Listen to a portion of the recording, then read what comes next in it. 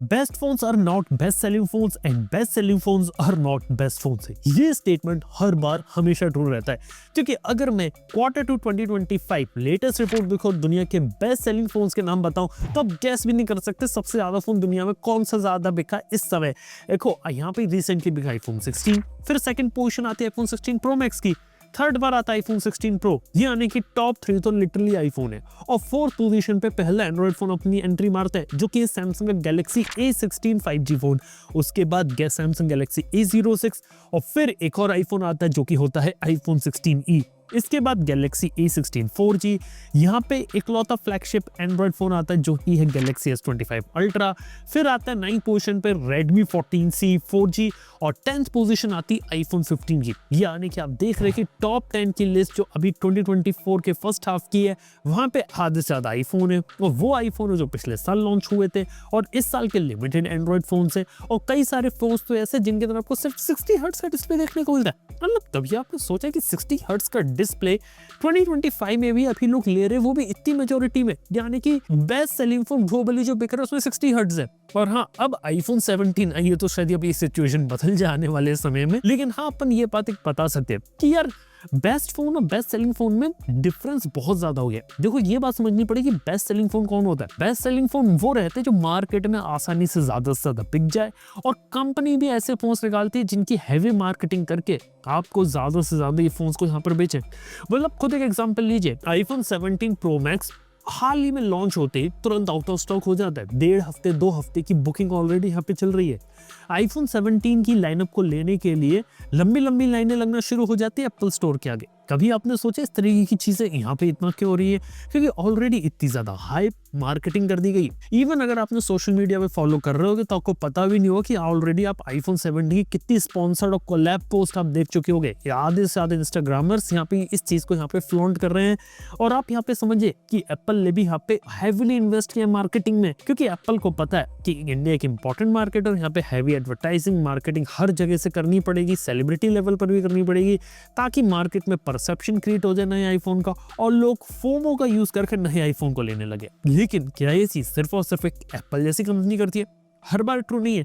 Android में भी बहुत कुछ किया जाता है। एक छोटा सा एग्जांपल लेता हूँ, आप लोगों को पता है कि ज्यादातर सेलिब्रिटीज और इवन गेमर्स आईफोन को यूज करते हैं, लेकिन जब सैमसंग का अपना नया गैलेक्सी S26 अल्ट्रा आएगा, या फिर इससे पहले अपने S25 अल्ट्रा या फोल्ड 7 को देखा होगा, तो उसके लिए ज्यादातर सेलिब्रिटीज को रीच आउट किया गया, यहाँ तक कि आपकी गेमिंग इन्फ्लुएंसर को, उन सबके हाथ में सैमसंग ने अपना नया फोन दे दिया। लेकिन सच्चाई बात है, ज्यादातर ये लोग फोन कैमरे के आगे दिखाते कुछ और है और यूज कुछ और करते, और सिंपल सा रीजन सिर्फ इसलिए ताकि बस क्रिएट किया जा सके, मार्केटिंग की जा सके और हाइप बिल्डिंग की जा सके, जिसके कारण सेल्स बनाई जा सकती है। और देखा जाए तो मेरी नजर में क्या चीज गलत है कि सही है? देखो सीधी बात है कि लोग अपना नजरिया, लोग स्मार्ट है, लोगों को पता है कि कौन सा इंसान कौन सा फोन पीछे यूज करता है, तो ये बात तो सबको पता है।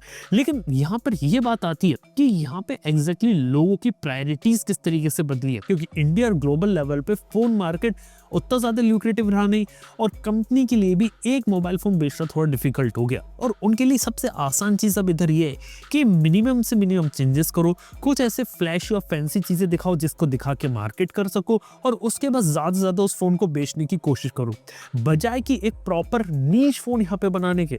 कहने का मतलब इधर ये कि ज्यादा से ज्यादा नीश अगर आप लोग जाएंगे या फिर एक बेस्ट पॉसिबल प्रोडक्ट बनाने की कोशिश करेंगे, उसका मार्केट उतना ही ज्यादा कम होता चल जाएगा। एक छोटा सा एग्जांपल लो, सोशल मीडिया पे एक ट्रेंड चलता है कि लोग हमेशा कॉम्पैक्ट या स्मॉल फोन की डिमांड करते हैं, लेकिन ये चीज कितनी ज्यादा ट्रू है एक बात बताऊं, लिटरली 6 इंच से कम का फोन मार्केट में चल ही नहीं सकता।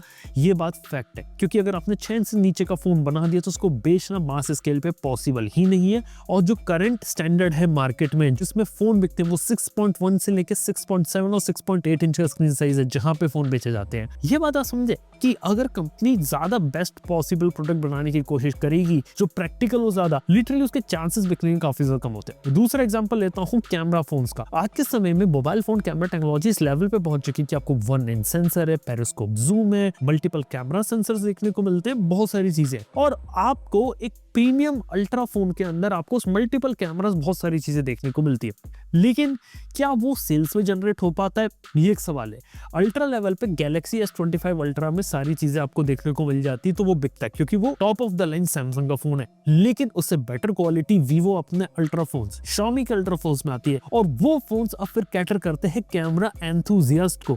और जैसे आप कैमरा एंथुजियास्ट वाली कैटेगरी में जाते हो, उनका जो यूज केस है बहुत ही ज्यादा लिमिटेड हो जाता है, और इस वजह से कई सारी कंपनीज अब अपने फोन के ऊपर कैमरा को ओवरकिल नहीं करती हैं, सिर्फ अपने अल्ट्रा सिलेक्टेड मॉडल्स के अंदर कैमरास को ओवरकिल किया जाता है। ये आप समझे। सेम कहानी गेमिंग फोन्स के साथ भी है। गेमिंग फोन के अंदर आपको बेस्ट पॉसिबल प्रोसेसर मिलता है, लेकिन प्रोसेसर एक वो चीज रहती है जो मोबाइल फोन के अंदर इंपॉर्टेंट फीचर तो है, लेकिन उसके दम पे आप मोबाइल फोन नहीं बेच सकते हो, ये भी बात है। और आप best possible processor, best cooling लगा के बेस्ट गेमिंग फोन बना दो, लेकिन गेमिंग फोन की मार्केट में क्या हालत है आपको पता है। आधे से ज्यादा गेमिंग फोन ब्रांड जो थे वो बंद हो गए, उन्होंने फोन बनाने बंद कर दिया, नॉर्मल रेगुलर जैसे ही फोन बना रहे हैं जो आपके नॉर्मल फ्लैगशिप जैसे हो। ये कहानी चल रही है। और फोल्डेबल के साथ तो मेरे पास कार्ल पे का खुद एग्जांपल है। एक बार नथिंग के कार्ल पे से पूछा गया था कि यार आप फोल्डेबल फोन यहाँ पे क्यों नहीं बनाते, तो कार्ल पे का बात ये थी कि ऐसा नहीं कि हम बना नहीं सकते, हम बना सकते हैं, लेकिन अगर हम उसे बेचने जाएंगे तो शायद हम एक भी ना बेच पाए। कार्ल पे को इतना कॉन्फिडेंस है कि एक भी फोल्डेबल फोन नहीं बेचेगा। अल्लाह खुद देखिए कि जब आप मार्केट के अंदर बेस्ट पॉसिबल टेक्नोलॉजी लेके प्रोडक्ट बनाने निकले तो उसकी कॉस्ट ज्यादा हो जाएगी, उसके अंदर आपको ज्यादा R&D करनी पड़ेगी, प्रोडक्शन भी सही करना पड़ेगा, सप्लाई चेन को भी संभालना पड़ेगा, और सारी चीजें करके प्रोडक्ट जब बिके नहीं मार्केट में तो एक दिक्कत है। तो वहीं एक कंपनी अपना एक सस्ता सा फोन लाती है, उसको सही तरीके से मार्केट करती है और ज्यादा से ज्यादा क्वांटिटीज में बेच लेती है, क्योंकि आज के समय में ना रिस्क करना बहुत ही ज्यादा रिस्की हो गया। अगर ज्यादा बड़ा रिस्क करेंगे तो वहां पे कंपनी के लिए सस्टेन कर पाना काफी ज्यादा मुश्किल है। हालांकि कंपनी रिस्क के मामले में क्या करती है आज के समय में, कलर्स के अंदर चेंज करेगी, डिजाइन के अंदर थोड़ा बहुत चेंज करेगी, कैमरा लेआउट के अंदर चेंजेस करेगी, और वही मामूली चेंजेस करेगी जिससे वो आसानी से कर सकते हैं जो उन्हें सस्ता पड़ता है, जिससे वो अपने फोन के अंदर कुछ नयापन दिखा सके। लेकिन ज्यादातर कंपनीज के लिए नयापन दिखा पाना थोड़ा सा मुश्किल वाली बात है। इवन आपको एक बात बता सकता हूँ कि स्मार्टफोन के अंदर एक बात देखी मैंने, पिछले 5 साल में कंज्यूमर्स भी इतने ज्यादा मैच्योर और इतने ज्यादा एडवांस हो गए हैं, और उनको इतनी समझ आ गई है कि अगर किसी ने 2-3 फोन यूज करे तो समझ में आ जाता है एक फोन चलाते कि ये फोन अच्छा है कि बुरा है।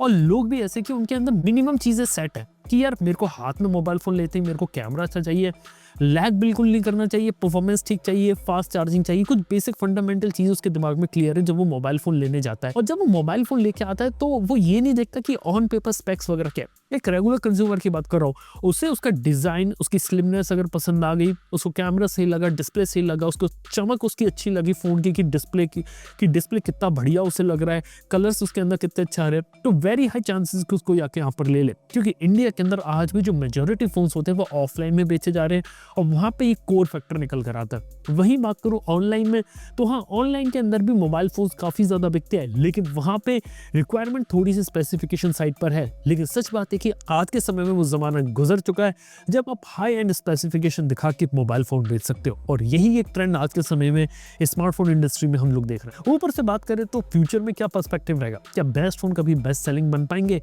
वेल, होने की प्रोबेबिलिटी है, पॉसिबल हो सकता है। वो तब हो सकता है जब आप कंज्यूमर के हिसाब से एक सही फोन उनको बनाओ और अपने प्रॉफिट को थोड़ा सा सेक्रीफाइस यहाँ पे करो, तब जाके एक best phone best selling phone बन सकता है। लेकिन कंपनीज के लिए प्रॉफिट हमेशा से एक नंबर 1 प्रायोरिटी रहती है। जब वॉल्यूम्स कंपनी से थोड़े बहुत ऊपर नीचे होने लगते हैं तो उनके लिए सबसे बड़ा सहारा ये बनता है कि किसी एक पर्टिकुलर प्रोडक्ट पे उसने कितना ज्यादा मार्जिन यहाँ पे कमाया है, और वही उसके लिए काफी बड़ा एक बेनिफिट वाली चीज रहती है, क्योंकि वो ये नहीं चाहेगी कि कंपनी हमेशा लॉस में चले, वो ये चाहेगी कि ज्यादा से ज्यादा पैसा यहाँ पे बना ले। अगर ज्यादा नंबर ऑफ फोन्स नहीं बना पा रहे, ज्यादा नंबर ऑफ फोन्स नहीं बेच पा रहे, तो हर एक यूनिट से हम ज्यादा पैसा बनाने की कोशिश करें, क्योंकि मार्केट में अब उतना ज्यादा क्रेज रहा नहीं जितना हुआ करता था। वो मोबाइल फोन के अंदर जो रिफ्रेश साइकिल है वो ऑलरेडी 24 से लेकर 30 मंथ्स हो चुका है, यानी कि 2 साल तो लोग मिनिमम चला ही रहे हैं अपने फोन को, जो कि बहुत अच्छी चीज है। और 2-2.5 साल के बाद अगर कोई सोचे कि उसे फोन अपग्रेड करना है तो उसमें कोई गलत चीज नहीं। मैं तो बोलूंगा 2-2.5 साल या 3 साल के बाद अपग्रेड आराम से कर सकता है, और हर 2-3 साल में उसे बेटर ऑप्शन देखने को मिलेंगे। तो ये भी एक चीज है।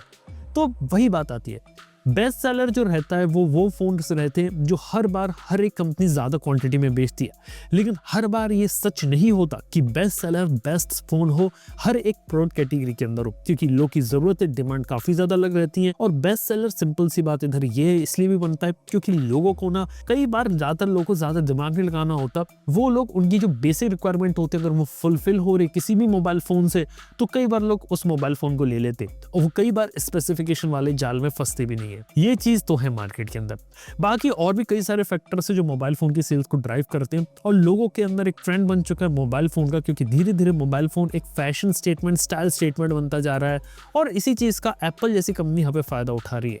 तो देखते हैं आने वाले फ्यूचर में आपको किस तरीके के फोन्स और क्या नई चीजें देखने को मिलती हैं, कितने अच्छे फोन्स आते हैं, कितने बेकार आते हैं, कौन सा बेस्ट सेलर होता है, बेस्ट सेलिंग होता है। आने वाले किसी और वीडियो में बात करेंगे। आज के इस वीडियो में अभी इतना ही। आप लोगों की नजर में बेस्ट फोन कौन सा नीचे कमेंट बता सकते हैं, और वीडियो में कुछ भी नया सीखा हो तो प्लीज सब्सक्राइब करें, मत जाना। थैंक यू बने रहने के लिए। मैं आपसे मिलता हूं अपने नेक्स्ट वीडियो के अंदर। Good bye.